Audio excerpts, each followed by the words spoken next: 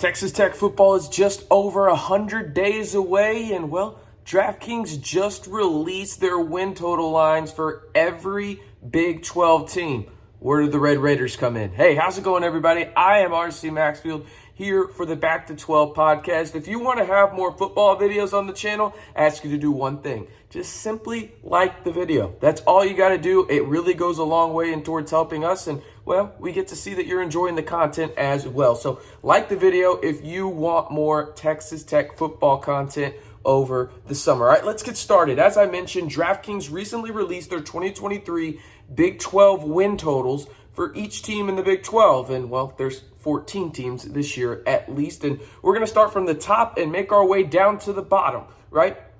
And really, when it comes down to it at the top, there is no surprise when it comes to preseason hype. Let's just get the cat out of the bag right now. They have Texas and Oklahoma at 9.5 wins each. And now, I'll say this.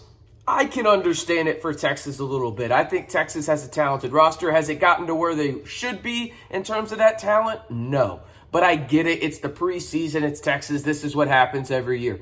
Oklahoma, I have a much harder time understanding this. I really do. Because, listen, they are known to have good wide receivers, and I think that they have some solid ones this year, but I don't know how good their offense is going to be. Granted, I do think in the second year of Venables, they will have a better defense because, well, he's a defensive-oriented coach. But when you look at it, 9.5 for Oklahoma seems a little ridiculous, especially considering the next team on here won the Big 12 last year, and that's the K-State Wildcats, who are at 8.5.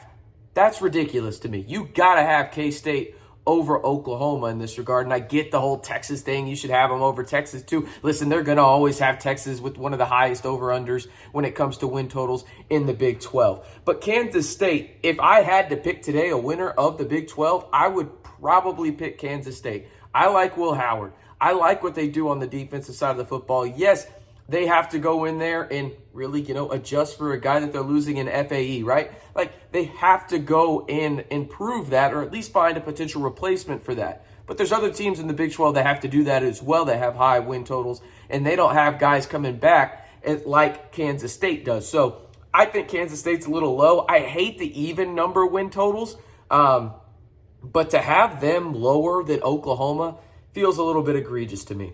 Now, next up and tied for fourth is the Texas Tech Red Raiders. They come in at 7.5 wins over-under for them. They are tied for the fourth highest over-under, as I just mentioned, and I get what you're saying. RC, how are they this low, right? To be honest with you, I think this is probably where they should be, right? I get Texas Tech is bringing back 18 of the 22 potential starters on both sides of the football. It's the second year of Joey McGuire. It's the second year with the same coordinators in terms of Zach Kittley and Tim DeRuyter, right? More depth in key positions as well for the Red Raiders. You've got more depth on the offensive line that really caused a lot of issues for you offensively last season. You'll start from left to right, most likely Mills, Spencer, Stats, Wilburn, and Rogers. And I think that those guys are best suited for the positions that they are currently in right now for Texas Tech, right? Not to mention the QB aspect of this. I don't think Texas Tech is going to have the QB bad luck that they had in terms of the injury front next season. I just don't. Last year was unprecedented in terms of the level of unluckiness that they had at the QB health-wise, at the QB position health-wise. Shuck and Morton are really dynamic. They're both really good. Tyler Shuck will be QB1, and if he stays healthy, he's a top 3, maybe top 4 at worst quarterback in the Big 12, right? Now, on the defensive side of the football, I get it. Losing Tyree is going to hurt a little bit, but you've got impactful guys out there. Maybe not to Tyree's level. That's a top 10 pick in the NFL draft, right? But you've got guys that can make plays in Miles Cole. You've got a guy in Steve Linton that I am excited to watch wear the scarlet and black and get after opposing quarterbacks. Not to mention you got Josiah Pierre, who's been playing linebacker a little bit. I'm sure they're going to blitz him as well through the AB and probably off the edge as well, right? So you look at what Texas Tech has coming back, right?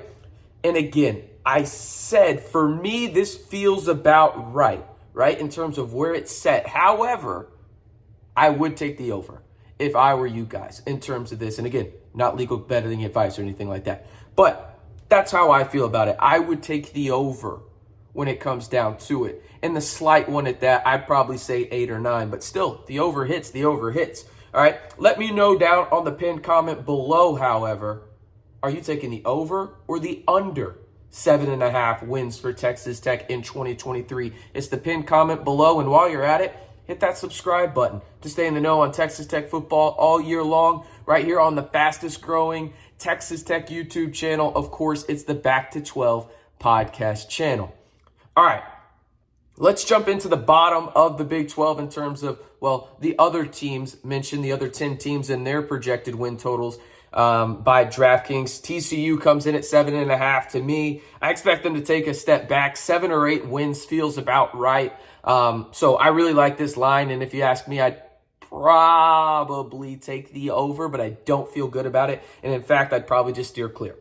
Baylor, 7.5 wins. I expect Baylor to hit the over here. I think they'll win 8 games. I think they have to be better at the QB position. They can't be much worse. They have options now, including a Lubbock guy out there that transferred from Mississippi State to Baylor. And then it's Dave Aranda. The defense isn't going to be as bad as it was at times last season. I expect it to be vastly improved. UCF is the newest newcomer and the highest newcomer when it comes to over-under in their win total for next year. It's at 6.5 wins. Kansas also at 6.5 wins. And really for me, in terms of their over-under, it really comes down to Jalen Daniels. If he can stay healthy, I'm taking the over.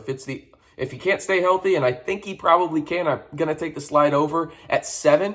But if he can't stay healthy, I just don't think they have a shot. Oklahoma State, I am taking the under here. They're at 6.5 wins. I don't know who the hell their quarterback is, and I don't know if it matters, to be honest. It's either going to be Alan Bowman, Gunnar Gundy, or Zane Flores, right? If they start Alan Bowman, wow. There's a lot going on there and a lot to unpack, but it looks possible. BYU is at 6 wins even. I hate even win total lines. I just absolutely despise them. Iowa State, at 5.5. Really the big thing for me in terms of their over-under is who's going to step up for Xavier Hutchinson and Will McDonald, who are now gone from the NFL. They're 2 best players on the offensive and defensive side of the football. Who steps up for Matt Campbell? It's that simple. And is Hunter Deckers even live up to remotely close to the potential that he has? West Virginia, Houston, and Cincinnati all come in at 4.5 wins over under, all the bottom 3. For West Virginia, this feels like Neil Brown's last year in Morgantown. It is an absolutely brutal schedule for the Mountaineers. Just absolutely brutal. Starting at night at Penn State, brutal. Okay. Then Houston, Donovan Smith, a former Texas Tech quarterback, will likely be QB1 for the Cougars. I think Dana's probably on the hot seat down there in H-Town as well. If they don't get to a bowl game this year, it just kind of feels that way. And then in Cincinnati, obviously you lose your coach to Wisconsin. You got a new coach coming in there from Louisville, right? You got a new quarterback coming in there that started at Florida, went to Arizona State, now is at Cincinnati.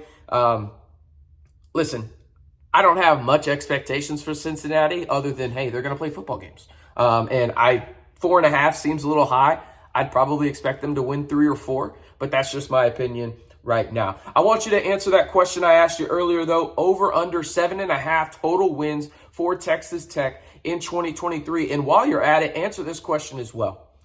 Which team's over under win total shocked you the most, right? Was it Texas, Oklahoma?